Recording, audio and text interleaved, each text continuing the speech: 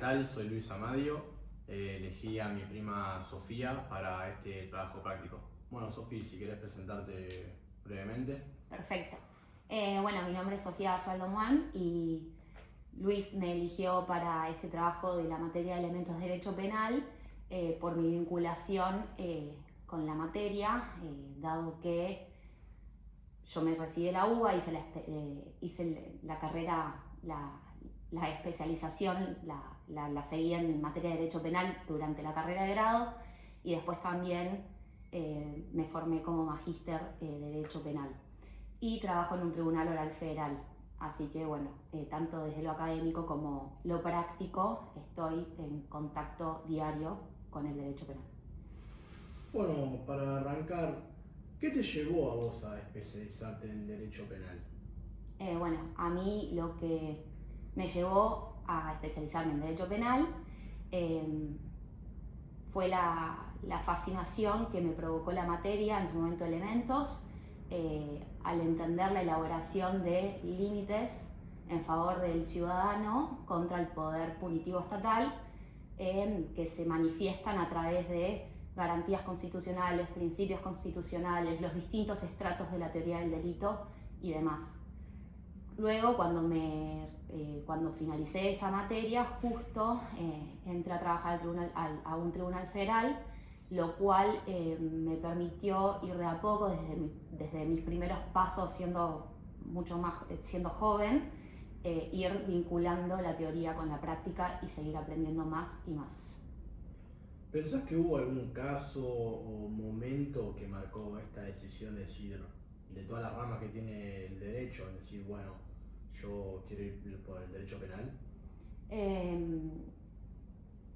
No, o sea, sí, luego después en la práctica me encontré con casos totalmente interesantes, pero fue un poco la forma en la que se presentó la materia de elementos a la que asistí, que empezó por los principios más básicos, por el análisis del artículo 18 de la Constitución Nacional, y después fue cada vez más interesante la posibilidad de que la materia sea anual, permitió que revisemos todas las cuestiones vinculadas al derecho penal y al procesal penal, y eso fue lo que me fue atrayendo fascinación. Y luego, bueno, claramente desde mi rol laboral a diario me empecé a dar cuenta que los supuestos de hecho que se dan todos los días en la práctica son interminables, totalmente distintos entre sí, y un poco el combo de la fascinación desde lo teórico como desde lo práctico fue lo que me marcó a decidir continuar, a realizar la orientación en Derecho Penal en la UBA, en la carrera de grado, y después seguir formándome a nivel posgrado, haciendo la maestría y también un curso en la Universidad de Salamanca de España sobre corrupción, terrorismo y narcotráfico y crimen organizado en definitiva. Sí, ya después obvio que uno puede ir teniendo fascinación por ciertos temas, la corrupción, distintos delitos que capaz te llamen más la atención que otros, distintas figuras como la figura del arrepentido y demás, pero bueno, el puntapié fue la materia de elementos, que fue la que me abrió la puerta a mi fascinación y mis decisiones laborales y académicas. Perfecto. Ahora te voy a hacer unas preguntas más o menos de tu día a día dentro del ámbito penal. ¿Y cómo es un día típico ejerciendo profesionalmente? Bueno, un poco en relación a la pregunta anterior, no hay días típicos, es un fuero, es una rama del derecho que tiene mucha actividad diaria, y sobre todo cuestiones que no se pueden prever. O sea, en nuestra materia hay detenidos que todos los días pueden presentar necesidades, necesidad de atención médica por un problema de salud que presenten. Hay rebeldes que se vinculan a las personas, que se trata del instituto por el cual cuando alguien no está a derecho en un proceso que se le sigue, se lo declara rebelde, y un día puede aparecer el rebelde, tenía orden de captura, entonces lo capturan y hay que proceder. todos los días pueden ser totalmente diferentes entre sí y siempre hay que proceder con cautela y con rigor. Después, causas de procesos que te pueden llegar de mayor a menor complejidad, de mayor a menor número de imputados. Es una linda caja de Pandora. Entonces, nada, sí, eso en términos generales y también igual de todos modos mis días incluyen adopción de decisiones, obviamente que siempre que mis superiores también las avalen y demás, pero y esas adopciones de decisiones son a través de despachos, proveídos, resoluciones, audiencias, porque yo trabajo en un tribunal oral, audiencias de juicio, audiencias de suspensión de juicio a prueba, audiencias de reparación económica y conciliación, que son institutos más novedosos. Tiene un poco de todo, de leer los expedientes, analizar los documentos, la documentación que se tiene, la prueba que se tiene. Así que sí, hay un poco de todo. Y dentro de tu trabajo, de tu experiencia, ¿cuál es la parte que más te demanda tiempo? Que decís, esto es un proceso complicado. Sí, obviamente que con la práctica, con los años, uno va entendiendo a administrar mejor sus tiempos y hay cuestiones que empieza a interpretar como más sencillas o que ya las tiene más automatizadas, y tener esa automatización que te la da el tiempo, obviamente, te la da la práctica. Luego te permite tener más disponibilidad para causas más grandes, de más volumen, es decir, de expedientes que tienen 40 cuerpos, 15 detenidos, cuestiones urgentes en todos los incidentes que tenga la causa. Uno va entendiendo qué es lo que va a demandar más tiempo, porque inclusive frente a ciertas cuestiones más novedosas como el crimen organizado internacional, el lavado de dinero a través de criptomonedas, todo eso incluye que además uno se tenga que seguir formando para responder acorde a las exigencias de la justicia y del trabajo. Claro. Nosotros estuvimos viendo en clase un poco de más o menos cómo es el paso a paso para resolver un caso. A vos cuando te llega una causa nueva, ¿cuál es tu primer paso? ¿Por dónde te dirigís?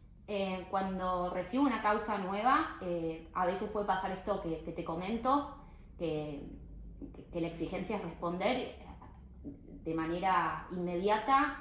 Un ejemplo, que una causa con muchos detenidos y muy voluminosa llegue un día antes de la feria judicial. Entonces el primer paso es hacer un paneo de la causa, es decir, leer el requerimiento de elevación a juicio en mi caso, o sea, leer las piezas procesales claves, los procesamientos, tener una idea, anotar las fechas de detención, anotar cuestiones de salud, tener un buen mapa de la causa. Creo que es el paso clave para después no tener pasos en falso. Y después de ese paneo general, obviamente viene como un estudio más pormenorizado de todas las actuaciones. Pero sí, mi primer paso es como el estudio de la situación que tengo enfrente y de las personas que tengo enfrente. Ok. ¿Y vos sentís que, o considerás que el sistema penal argentino garantiza efectivamente el derecho a la defensa? Yo considero que sí, porque el derecho de defensa está consagrado a nivel constitucional, tanto en la Constitución Nacional como en el Pacto Internacional de los Derechos Civiles y Políticos, como en la Convención Americana de Derechos Humanos. El derecho de defensa es abarcativo de un abanico de situaciones. En primer lugar, ninguna persona puede ser sometida a un proceso penal sin asistencia letrada, sin un abogado, y por eso se prevé a las defensorías públicas cuando el imputado no tenga recursos materiales para pagarle a un abogado particular.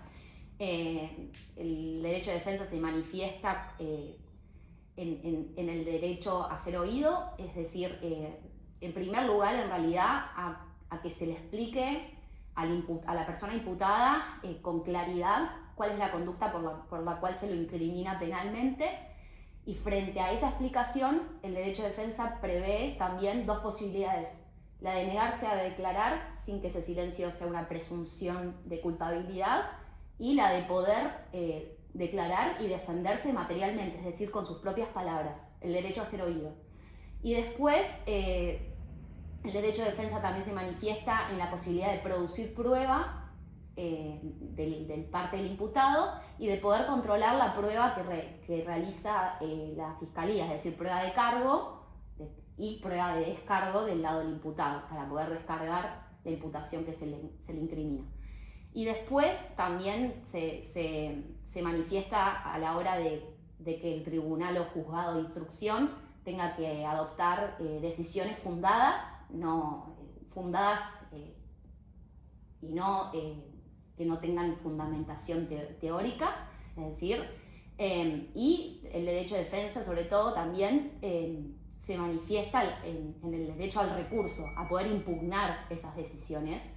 Inclusive frente a una condena hay un montón de instancias de superiores tribunales que revisan. Está la Cámara de Casación, pero después también está la Corte, y hasta que esa última revisión no se agote y se confirme eventualmente la culpabilidad de la persona, no se puede considerar persona culpable. En todo este proceso tiene que recibir un trato de inocente.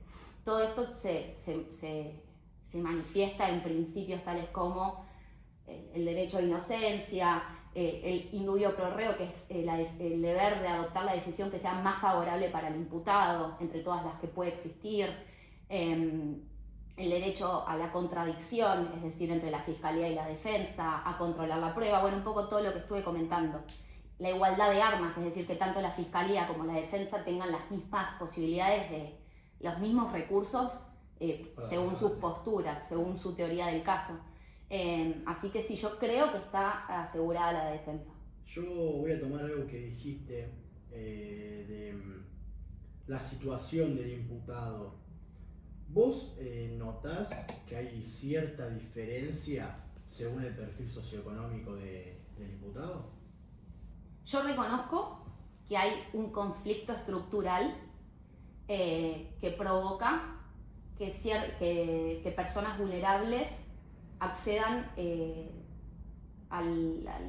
estén más en contacto con el Código Penal, accedan más en calidad de imputadas a la justicia que personas que tienen más recursos. Eso lo reconozco, pero porque en el derecho penal actúan distintas fuerzas.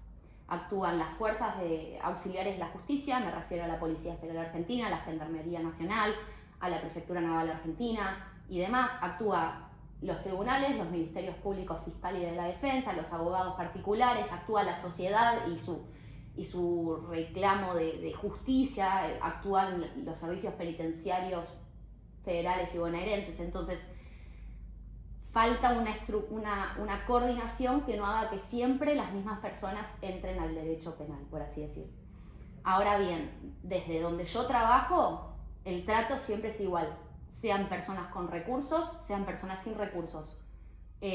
Todos tienen derecho a un juicio justo, todos tienen los mismos derechos y garantías que los amparan durante el proceso penal, y en primer lugar un trato claramente respetuoso con todos. Esas ya son políticas que se adoptan a nivel personal. Por ejemplo, en mi equipo de trabajo trabajamos así. Pero sí, la desigualdad estructural es un conflicto que se ve tanto en las facultades como en las universidades, como en la vida diaria, en lo laboral, en la práctica. Bueno, feo que sea así un poco. Exacto, pero para resolver algo hay que primero visualizarlo, verbalizarlo, ponerlo en la mesa, y a partir de ahí la opción de las políticas públicas que sean necesarias. Y ahora nos vamos a meter un poco más en lo teórico. ¿Vos sentís que la formación académica te preparó para lo que es la realidad del ejercicio penal? ¿O sí. Sentís que vos contaste que arrancaste a trabajar desde joven, estando en la facultad, sentís que la práctica te ayudó el doble que estar formada por la facultad? Ambas cosas. Yo, por ejemplo, nuevamente mi puntapié inicial fue la materia de elementos, pero después hubo una materia que hice en la Universidad de Buenos Aires también. Eran una materia de puntos de filosofía, pero abocada al derecho penitenciario, que me abrió la cabeza completamente, y que esa materia hizo que yo reajuste mi forma de trabajar cuando estaba en la mesa de entradas de tribunales. Entender que del otro lado hay una persona con necesidades concretas, que su tiempo vale, que no son papeles, no son expedientes. Yo creo que hay una retroalimentación de las cosas, y sin dudas, obviamente, el haber hecho la orientación en derecho penal, me inscribí en un montón de materias de distinto tipo que me hicieron seguir formándome, tanto en delitos particulares como en proceso penal cuestiones puntuales, o sea, fue una gran sumatoria haber hecho Derecho Penal en la Universidad de Buenos Aires, que a diferencia de otras universidades, la materia es anual y después hay una orientación específica que te sigue formando espectacularmente, obvio. ¿Y pensás, fuera de esto, que hubo algún caso que te haya marcado profesionalmente o incluso personalmente? Bueno, hay casos. El tribunal siempre tiene un deber de imparcialidad, obviamente, pero a la vez también los jueces son personas humanas y todo el equipo de trabajo que está por debajo de ellos también, obviamente. Entonces, obviamente que hay casos que pueden generar una sensibilidad que no implica plasmarla en la labor diaria, ¿no? Pero sí, hay casos totalmente importantes que incluso te vienen a resaltar las deficiencias del sistema. Hasta hace poco, ahora hay una ley de víctimas actualizada, pero hasta hace poco, hasta no hace mucho, una persona iba y hacía una denuncia y después no sabía qué había pasado con esa causa, y así fue como me pasó que tiempo después tuve que comunicarme con una víctima en un caso de abuso sexual que se emocionó mucho cuando yo la llamé para comunicarle una resolución adoptada, porque a partir de este caso que ella había denunciado se había ido a vivir a Bariloche para estar segura, para sentirse segura, y no sabía qué había sido de la denuncia. Ella denunció una vez en comisaría y no supo nunca más nada. Entonces, ese caso me movilizó, me hizo darme cuenta del rol que tenemos y las deficiencias por las leyes y demás que también hay en el sistema. Y todo para aprender y ser mejores.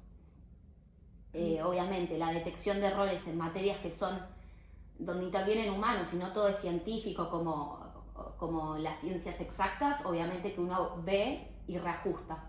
Y a veces depende de uno y a veces depende directamente de la coordinación de los tres poderes del Estado. Leyes, sanciones de mejores leyes, más actualizadas, más protectoras y demás. Y como para cerrar, vos, ¿qué le recomendarías, qué le dirías a una persona que está pensando en dedicarse al derecho penal? ¿Qué recomendaciones, consejos, Bueno, punto de vista? para una persona que se está dedicando en el derecho, que piensa dedicarse al derecho penal, obviamente mi recomendación sería que primero aproveche todo lo que se le enseña en la academia, o sea, en la universidad, ese pantallazo, que si realmente ve en el derecho penal una materia, una rama del derecho que le interesa, sepa exprimir todo lo que se le enseña a nivel teórico, y después para el nivel académico que entienda que desde el rol de la fiscalía como el rol de un abogado particular o público, un defensor público, o desde el rol del tribunal o juzgado, siempre vamos a tener personas enfrente, personas que tienen conflictos puntuales, y siempre orientar la estrategia de la defensa, la teoría del caso de la fiscalía, las decisiones del Poder Judicial, siempre orientarlas en torno a no perder de eje eso, que hay personas con necesidades, que los tiempos se tienen que agotar, las respuestas no pueden llegar tarde, 10 años después y demás. Siempre sensibilizarse, no perder la sensibilidad y la empatía con la situación del otro. Y bueno, ya después, obvio, si se decide ser abogado particular, formarse en relación a esa parte del derecho penal. Si se decide formarse como la acusación, como la fiscalía, abocarse a eso. Pero para poder hacer eso, obviamente que primero hay que tener un pantallazo de todos los actores que intervienen en un caso de derecho penal. También hay otras formas, obviamente, es formar parte de las fuerzas de seguridad y todo, pero bueno, me sintetizaba a fiscal, defensa y juez. Bueno, muchísimas gracias, Sofía. A vos, Lucho.